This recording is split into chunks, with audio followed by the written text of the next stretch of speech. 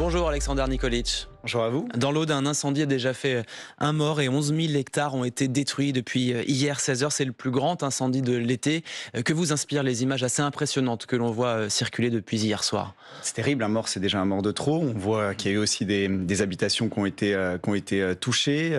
Je pense aussi aux pompiers qui sont actuellement sur le terrain. Donc, on sait que c'est aussi là une des conséquences du réchauffement climatique. Il faut à la fois faire en sorte qu'il y ait moins de réchauffement climatique, essayer de l'atténuer, mais essayer aussi de trouver des solutions. On sait qu'on n'a que 12 Canadair. Il y a des investissements qui sont faits dans ce sens, mais on a du retard, par exemple, même par rapport à un pays comme l'Italie ou comme d'autres pays. Il ne faut pas être dans un catastrophisme juste de constat. Il faut constater que, évidemment, il y a des changements. Il faut s'y adapter. C'est ça le progrès. Et donc, il faut trouver des solutions face à ça. Justement, vous siégez au Parlement européen. Vous dites qu'il faut lutter contre le réchauffement climatique, mais votre formation politique au Parlement européen, en fait, détricote tous les textes, justement, qui visaient à lutter contre le réchauffement climatique. Non, parce que ces textes en question, je pense notamment au Pacte vert, en final, ils produisent plus d'émissions de gaz à effet de serre. Vous savez, les émissions de gaz à effet de serre dans notre pays sont émises à 51% par les importations. Donc quand vous détruisez l'industrie française, quand vous détruisez l'agriculture française, vous entraînez plus d'importations, ce qui fait que vous polluez plus. Je vais vous donner un autre exemple sur l'énergie. Nous, on soutient le nucléaire, contrairement à d'autres formations politiques, et notamment des Verts qui se prétendent écologistes. Leur modèle, il est appliqué au Danemark. Le Danemark, qui a misé sur les énergies renouvelables, mais qui est dépendant du coup au charbon, au gaz, eh bien, émet 10 fois plus de gaz à effet de serre que la France liée à la production énergétique, et l'électricité coûte 2 fois plus cher. Il faut à la fois sortir de l'idéologisme, mais trouver des solutions concrètes en se basant sur le progrès et la science pour émettre moins de gaz à effet de serre, mais également essayer de trouver des solutions pour qu'il y ait moins d'impact sur les gens et les espaces naturels. Il y a aussi des textes européens, alors on ne va pas rentrer dans le détail ici, mais il y a aussi des textes européens qui visent justement à faire en sorte qu'il y ait moins de pollution en dehors de l'Europe, pour en particulier les matières agricoles que l'on importe. Et là le Rassemblement national est également contre. Non, mais c'est faux. Vous savez, on a justement des productions agricoles en France où vous avez des interdictions de certains pesticides qui sont autorisés dans d'autres pays. Et comme elles sont moins chères parce que d'autres pays utilisent ces pesticides, je pense par exemple à l'acétamipride qui est interdit en France depuis 2018, et on est le seul pays qui interdit l'acétamipride. Mais la loi du plomb, on voulait revenir dessus. Eh bien, ce qui fait par exemple que pour les noisettes, on importe 95% des noisettes qui sont consommées en France avec de l'acétamipride et qui viennent par exemple essentiellement de Turquie, et donc vous payez, enfin le transport, je veux dire, entraîne des émissions de gaz à effet de serre. Et vous savez, vous parlez de l'Union européenne. Récemment, l'Union européenne vient de négocier un accord avec Donald Trump qui nous oblige à acheter 750 milliards de produits énergétiques américains, notamment avec du gaz de schiste qu'on va faire venir et qu'on va liquéfier, ce qui va entraîner non seulement un prix 4 fois plus important sur le gaz de schiste que ce qu'ils vendent aux États-Unis, mais surtout des émissions de gaz à effet de serre beaucoup plus importantes que ce qu'on peut produire avec notre nucléaire. Mais vos propositions, vous, en termes d'écologie, ne visent pas à favoriser l'éolien ou le solaire qui, eux, émettent plus de gaz à effet de serre. Si. Ah oui, parce qu'en réalité, leur intermittence et leur manque de productivité, comme je viens de vous le citer, en Allemagne ou au Danemark, je vous ai cité l'exemple du Danemark, mais on peut citer l'exemple allemand, entraînent au final plus d'émissions de gaz à effet de serre que le nucléaire français, qui fait qu'on est le pays dans l'Union européenne qui émet le moins de gaz à effet de serre sur la production énergétique. Et donc, les chiffres, c'est important. Et donc, je vous disais, un mix qui est important aussi aujourd'hui. Bah ça, c'est de l'idéologisme. Le mix français, basé sur l'hydraulique et basé sur le nucléaire, il permet justement, je le disais, d'avoir une électricité moins chère et d'émettre moins de gaz à effet de serre. Après, on peut aussi, pour certains, considérer que le catastrophisme écologiste est un enjeu électoral. Je pense que c'est le cas notamment des Verts aujourd'hui, qui sont contre, par rapport au problème d'eau, les usines de désalinisation. C'est du catastrophisme écologique. Moi, je considère que quand on ne trouve pas de solution... Ce qu'on vit aujourd'hui, c'est du catastrophisme. Moi, je considère, sincèrement, que de juste pleurer, ça ne sert à rien. Qu'il faut se baser sur la science, le progrès pour moins émettre de gaz à effet de serre et pour trouver des solutions face à des changements climatiques aujourd'hui qu'on peut tous constater, malheureusement. Mais je parlais des Canadiens, on peut parler de drones, par exemple, pour essayer d'analyser les situations. On peut parler aujourd'hui des climatiseurs réversibles, par exemple, qui peuvent permettre d'atténuer pour les gens les impacts du réchauffement climatique. Et quand je veux juste faire un parallèle historique, vous savez que dans les années 20, par an, il y avait 5 400 100 000 personnes qui mourraient des catastrophes naturelles. Aujourd'hui, on est sur des moyennes entre 30 et 40 000 dans le monde. Non, dans le monde, pardon. Ouais. On est dans des moyennes sur 30 à 40 000. C'est 30 à 40 000 qui sont beaucoup trop importantes, c'est beaucoup trop. Mais justement, c'est la technologie, le progrès qui ont permis d'atténuer ça. Et bien, il faut continuer d'investir dans la technologie et le progrès pour trouver des solutions. Moi, je crois à la science. Je voudrais aborder un point avec vous. Vous l'avez évoqué tout à l'heure. Demain, le Conseil constitutionnel doit déterminer si la loi Duplon, qui est une loi qui autorise des mégabassines et également le pesticide dont vous parlez, l'acétamipride, qui était interdit en effet depuis 2018.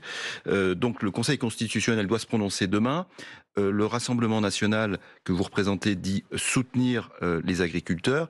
Est-ce qu'il faut une nouvelle loi qui ira à l'encontre de cette loi Duplon, ou est-ce qu'il faut laisser les choses en l'état ? Non, mais il faut absolument qu'on réautorise, par exemple, l'acétamipride, parce que, vous savez, l'acétamipride concerne, j'ai parlé des noisettes tout à l'heure, aujourd'hui, justement, à cause de la punaise toxique qui a fait qu'on avait eu beaucoup moins de récoltes cette année de noisettes, on a importé, je le disais, 95% des noisettes qui sont consommées en France, donc au final avec de l'acétamipride, mais qui favorise des agricultures d'autres pays, par exemple la Turquie, comme je vous le citais, avec attendez, des importations. Vous dites il faut écouter la science, mais tous les scientifiques en ce qui concerne... Non, c'est pas vrai. Il y a une tribune du Point qui est sortie il y a 3 jours par des cancérologues qui disent justement qu'on n'est pas aujourd'hui en position de garantir qu'il y a un impact. Tous les médecins disent que c'est dangereux. L'ordre des médecins s'est prononcé en tout cas. Excusez-moi d'être vous une tribune de 2 cancérologues. Mais c'est-à-dire que dans le monde entier, ils ne voient pas le problème, et en France, il n'y a pas un autre pays en Europe qui interdit l'acétamipride, il n'y a pas un autre pays dans le monde. C'est-à-dire qu'aux États-Unis, c'est autorisé, dans tous les pays européens, en Espagne, en Allemagne, vous avez l'autorisation de l'acétamipride avant les autres. Mais en fait, je pense que la France est très vertueuse. Systématiquement, on a mis en place, on a été souvent pionnier justement pour prendre des mesures pour protéger la santé publique. Mais aujourd'hui, l'Union européenne elle-même considère qu'il n'y a pas de problème avec ce produit, et donc on veut essayer, nous, de rajouter par idéologisme justement des interdictions qui pénalisent notre agriculture. Parce que de toute façon, si on est cohérent, si vous dites que c'est dangereux, pourquoi on importe des produits qui sont produits avec de l'acétamipride ? Enfin, où est la logique ? Parce que du coup, ça voudrait dire qu'on met en danger la population si c'est vraiment dangereux. Vous voyez bien qu'il y a des lois européennes qui le permettent justement. Il y a une incohérence. Et je vais juste rappeler le problème quand on parle d'agriculture. Le fait d'avoir ces restrictions, ça fait qu'aujourd'hui, on n'est même pas autosuffisant. On n'arrive pas à être en auto-approvisionnement sur beaucoup de filières. Par exemple, sur les fruits et légumes, on ne peut produire que 75% de la consommation française. C'est-à-dire que si demain, malheureusement, vous avez une crise internationale, vous devez demander aux gens de moins consommer de fruits, par exemple, de légumes, et ça concerne d'autres filières. Alexander Nikolic, le Premier ministre François Bayrou a mis en ligne hier une vidéo sur les réseaux sociaux, YouTube, dans laquelle il lance une alerte à propos de l'endettement de la France. On écoute un extrait. Nous serons contraints, obligés, forcés de le faire par le fait que nous ne trouverons plus de prêteurs. Nos voisins ont coupé dans les retraites, moins 30% des retraites pour la Grèce, moins 10% pour l'Espagne, et ont baissé les salaires de la fonction publique de 10%. Voilà, François Bayrou défend sa politique budgétaire. Est-ce que vous pensez qu'il dramatise la situation ? Non, il la dramatise pas, mais en revanche, il fait rien pour trouver des solutions. Parce que c'est pas en faisant une chaîne YouTube, en infantilisant les Français, en considérant que c'est peut-être parce qu'ils ont mal compris que le budget qu'il envisage sera plus accepté. C'est beaucoup plus profond que ça. Il en a fait le 15 juillet des propositions. Il n'y a pas de... Mais bien sûr, mais il les défend aujourd'hui. Mais non, mais justement, les Français sont en désaccord avec ces propositions. Aujourd'hui, il n'y a pas... Et Marine Le Pen a écrit une lettre à François Bayrou pour lui demander justement une rencontre et qu'on lui présente un projet alternatif pour relancer l'économie du pays. Il y a plusieurs axes. Vous avez par exemple un sujet tabou pour François Bayrou. L'immigration, il ne veut pas y toucher. Il ne considère pas que ça peut être une économie budgétaire. Vous avez l'Observatoire de l'immigration et de la démographie qui estime que l'immigration aujourd'hui dans le budget annuellement, c'est un coût de 41 milliards d'euros. Ce qu'on propose nous, en faisant en sorte que les aides sociales soient attribuées uniquement aux Français ou aux étrangers qui ont travaillé et cotisé durant 5 ans, ça économiserait 18 milliards par exemple. Il s'est plaint de ce que fait l'Union européenne dans dans les négociations avec Monsieur Trump, parce que la France est la première pénalisée par cet accord sur les droits de douane avec Donald Trump. Et qu'est-ce qu'on fait? Nous, on continue de donner et de contribuer de plus en plus au budget de l'Union européenne. Je voudrais qu'on reste. Et je veux juste finir là-dessus. On va reparler de tout ça, mais je voudrais qu'on reste quand même sur C'est important de parler de oui, fonds, mais parce que ça concerne les restons Français. sur cette vidéo de François Bayrou, parce que il compare donc la situation de la France à la Grèce. Vous savez, lors de la crise du milieu des années 2010, où le FMI, le Fonds monétaire international, avait appliqué un remède de cheval à l'économie du pays. Est-ce que vous, au Rassemblement national, sur le constat, vous avez le sentiment qu'on est un pays comme la Grèce qui est au bord de la faillite? Si on suit la même trajectoire économique, oui, et budgétaire, on a aujourd'hui la pire trajectoire budgétaire d'Europe. On a un déficit public qui augmente constamment, une dette qui augmente constamment. Il y a d'autres pays qui ont un déficit public plus important, mais eux l'ont baissé. Je pense par exemple à l'Italie, qui récemment a réussi à baisser son déficit public. Nous, la trajectoire, elle augmente de plus en plus, le déficit augmente de plus en plus, et on ne trouve pas de solution de fond. Un des gros problèmes aussi en France qu'on a, c'est qu'aujourd'hui, vous savez, il y a 25 ans, on avait un excédent commercial. Aujourd'hui, on a un déficit commercial de l'ordre de 80 milliards. Eh bien, il y a des taxes de production. Vous savez, tous les pays essaient de réindustrialiser. Nous, on pénalise notre industrie avec des taxes de production. Je pense à la CVAE et à la CFE. Il y avait une remise en cause éventuelle de la CVAE. Non, François Bayrou, pour faire des économies, a décidé pas pour faire des économies, mais pour engendrer plus de recettes, de maintenir cette CVAE et de prolonger. Eh bien, ça va encore pénaliser notre industrie. Comme le prix de l'électricité et les choix énergétiques qu'on fait augmentent le prix de l'électricité, comme la concurrence avec des pays qui n'ont pas les mêmes règles entraîne encore ce déficit commercial, comme notre manque de vision sur la modernisation de l'appareil industriel entraîne justement ce déficit commercial qui a un coût dans le déficit public. Un mot peut-être, avant de passer à un autre sujet, sur la forme de cette vidéo. Son objectif, c'est vraisemblablement de s'adresser à un public plus jeune que les médias traditionnels, comme nous, à la radio ou à la télévision. Est-ce que vous pensez qu'il a atteint son objectif, François Bayrou? Là, les chiffres montrent que non. Mais parce que je crois un peu plus de 40 000 vues, c'est très faible. C'est dire que plus personne ne le croit. Et encore une fois, je pense qu'il ne comprend pas. Il ne comprend pas que si les Français sont contre ce budget, c'est parce qu'ils veulent pas encore des augmentations d'impôts.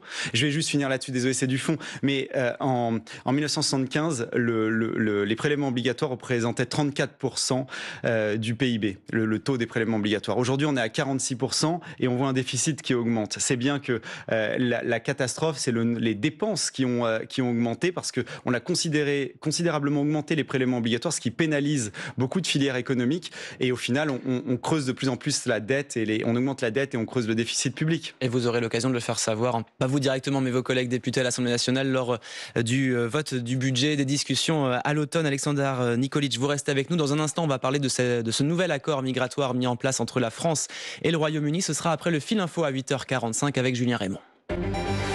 Un mort et un disparu dans le massif des Corbières. Dernier bilan de la préfecture de l'Aude qui appelle les habitants des environs à rester confinés chez eux. 11 000 hectares de végétation au moins ont brûlé. C'est l'incendie le plus important de l'été à ce stade.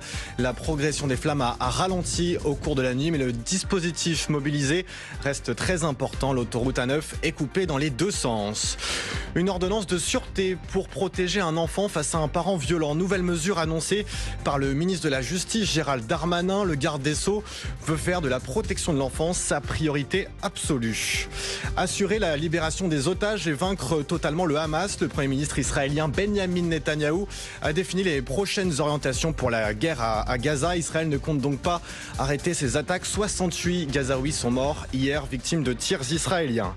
Les États-Unis vont faire 500 millions de dollars d'économies en coupant des financements pour le développement de vaccins, annonce le ministre de la Santé de Donald Trump.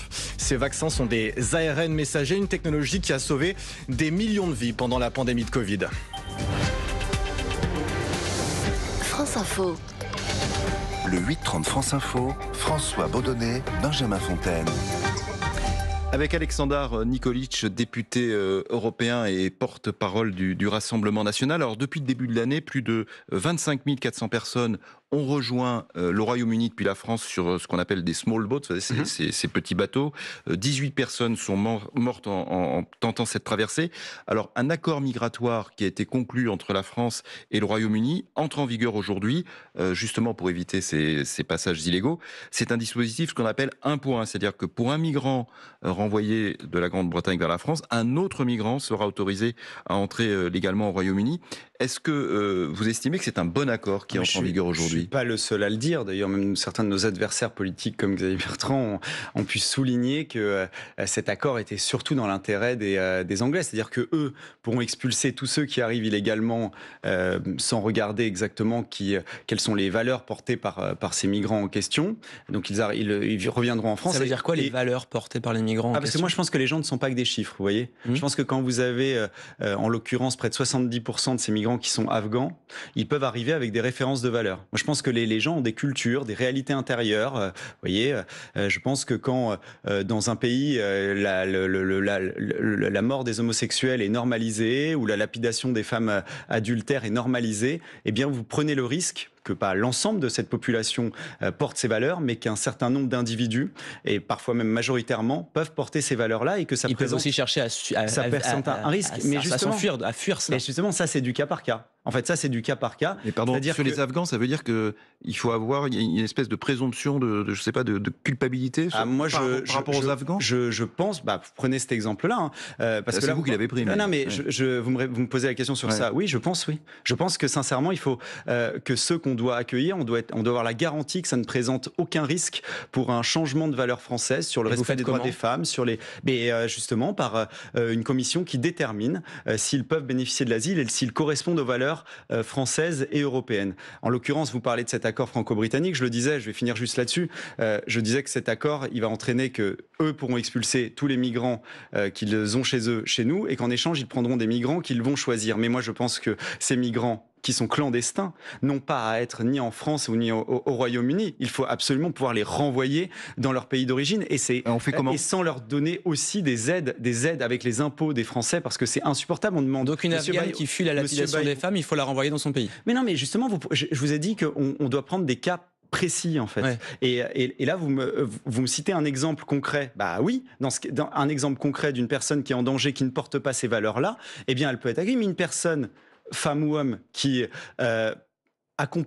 vient avec des valeurs qui sont totalement incompatibles et qui normalise des valeurs qui sont incompatibles avec les valeurs françaises, ça présente un risque. Vous savez, en Italie, ils ont des chiffres par nationalité. Quand vous avez en Italie 15 fois plus d'Afghans représentés dans les affaires de viol que les Italiens, eh bien oui, je considère que peut-être qu'il y a une vision de la femme qui est différente et que collectivement, il peut y avoir un problème. Alors peut-être que certains individus, effectivement, ne posent aucun problème.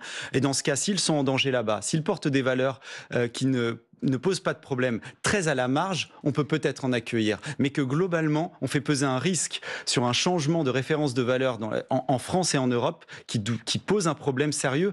Et après, on peut toujours faire des débats et constater qu'il y a de plus en plus d'homophobie, de plus en plus de droits des femmes qui sont remis en cause, mais ça en est aussi la conséquence. Alors, les associations de défense des migrants dénoncent une approche déshumanisante et rappellent que le seul moyen d'empêcher les traversées de la Manche, c'est de mettre ou de remettre en place des voies légales.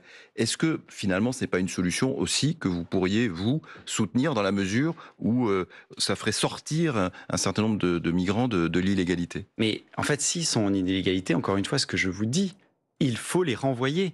Et ensuite, vous avez la possibilité par des consulats, par des ambassades, de choisir là-bas ceux qui peuvent bénéficier de ce droit d'asile. Mais ce droit d'asile, il doit être exceptionnel. On ne peut pas accueillir des peuples entiers. Ce n'est pas possible, qui vont, encore une fois, je le dis, à représenter un coût alors qu'on demande des efforts aux Français.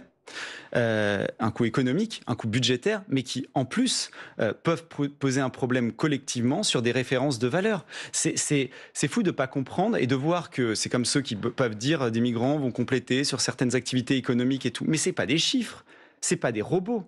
Les gens portent des valeurs, des cultures, et il faut qu'on en prenne conscience. C'est même un respect pour ça. Je veux dire, les humaniser, c'est prendre en compte justement qu'ils ne sont pas que des chiffres et qu'ils portent des valeurs et des références de valeurs qui peuvent être parfois totalement incompatibles. Alors l'Union européenne, autre sujet qui vous concerne, puisque vous êtes député européen, a annoncé hier suspendre ses mesures de riposte après l'accord commercial avec les États-Unis qui a été signé entre Ursula von der Leyen, la présidente de la Commission européenne, et Donald Trump, le président américain. Est-ce que l'Union européenne, ce faisant, je dirais, a la bonne attitude? Est-ce que ça va permettre de continuer à négocier avec les États-Unis, ou est-ce que c'est une attitude de faiblesse? Ah mais c'est évidemment une attitude de faiblesse. Donc il fallait riposter tout de c'est-à-dire que suite. dans un rapport de force avec les États-Unis, au final, on cède surtout parce qu'ils nous avaient menacé de mettre 30% de droits de douane, et donc on s'estime satisfait d'avoir 15% pour nos produits qui sont exportés aux États-Unis, mais d'avoir 0% pour les produits qui arrivent. Donc évidemment, c'est un avantage pour les États-Unis, mais ça va plus loin que ça, parce que dans cet accord, vous avez aussi 600 milliards d'investissements obligatoires aux États-Unis, plutôt que d'investir justement en Europe, dans la modernisation de l'appareil industriel, justement pour faire en sorte que les coûts de production soient plus faibles, pour faire en sorte que notre industrie soit plus efficace. Vous avez, je le disais, l'achat de 750 milliards sur 3 ans sur les produits énergétiques américains, c'est-à-dire du pétrole et du gaz de schiste, qui va au final coûter 4 à 5 fois plus cher ce même gaz de schiste en France, parce que vous allez avoir le transport plus le fait de liquéfier ce gaz-là, alors qu'on a la capacité en France, justement, et par une électrification via le nucléaire, de pouvoir miser sur une électricité moins chère et sur une énergie moins chère. Et vous avez en plus, et là c'est aussi contraire aux intérêts français, l'achat d'armes américaines obligatoire, alors que la France est la 2e exportatrice mondiale d'armes. Ça veut dire que d'autres pays européens vont acheter des armes américaines plutôt que des armes françaises. Et bien là aussi, ça va pénaliser l'économie française, en plus de ces 15% qui vont pénaliser les filières. Et juste, je voudrais dire, quand on parle de droits de douane, je me permets juste très rapidement, on oublie juste quelque chose. Les droits de douane, c'est aussi des recettes. Au mois de juin, il y a eu un record pour les États-Unis avec l'augmentation des droits de douane de 27 milliards d'euros. Vous savez, l'Union européenne était en 1985 à 1/3 de recettes liées aux droits de douane. En baissant systématiquement avec des accords de libre-échange ces droits de douane, on est descendu à 14% aujourd'hui. C'est les pays contributeurs, dont la France, qui doivent compenser ce manque à gagner. Ce sera le mot de la fin. Merci Alexander Nikolic, député européen et porte-parole du Rassemblement national, d'avoir été avec nous. Merci François. À demain. L'info continue sur France Info.